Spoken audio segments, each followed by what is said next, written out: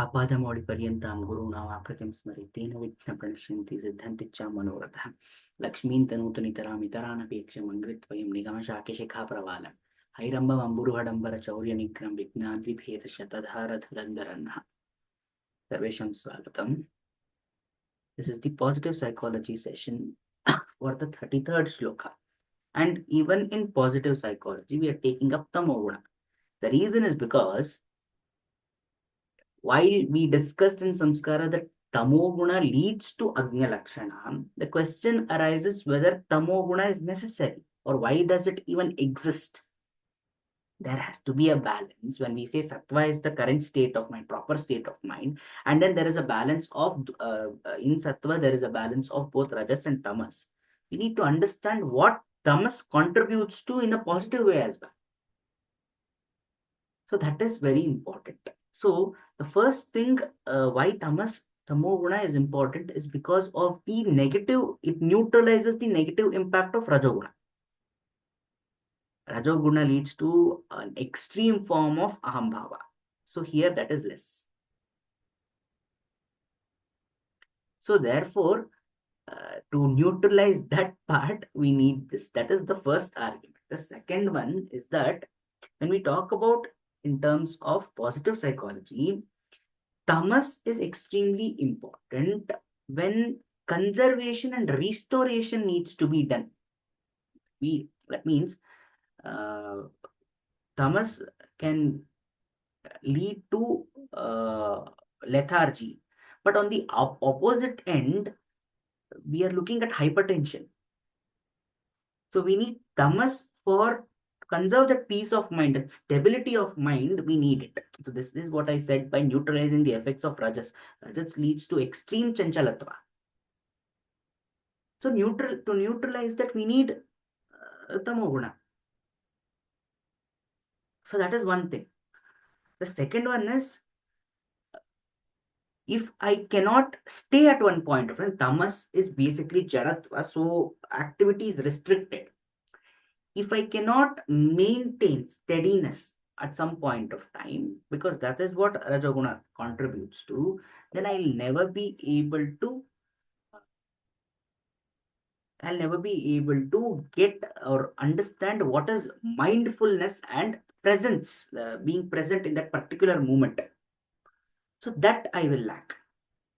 Then it leads to absence of mind.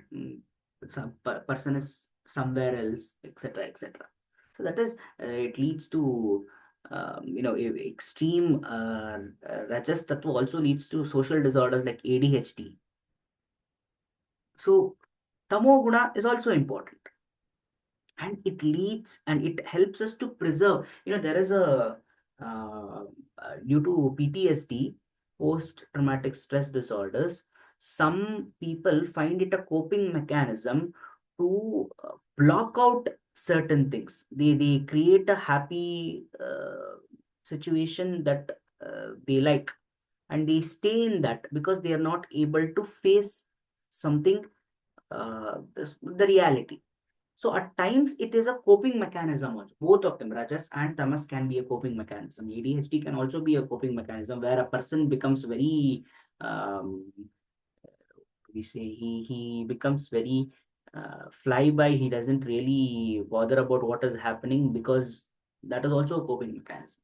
But nonetheless, this tamoguna, rajoguna, both have their own part. This tamoguna helps us with stability of mind because there is an intention influence on the he to stay at that place, to stay on a particular topic. Fixation, yes, of course, fixation also leads to aggressive behavior that we have seen in Bhagavad Gita. But fixation at some point of time will help us to analyze better.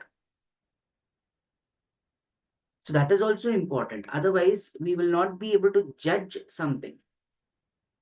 That one. And uh, again, why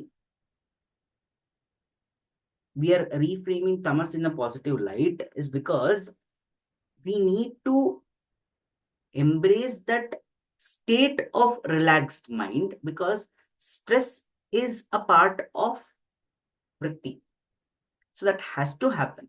But taking up stress in the right manner can be influenced by tamoguna. That is one thing. The second one is, when we talk about mindfulness and presence of mind, we need to cultivate tamoguna. And then I think certain level of flow also can be attributed because we are getting lost in certain things, but there is attachment that should be experimented probably. So this tamoguna has its relevance, we can say, in retaining a positive state of mind also in this way. So tamoguna is also, we can say, contributes to positive psychology. So that is the positive psychology session for the 33rd shloka.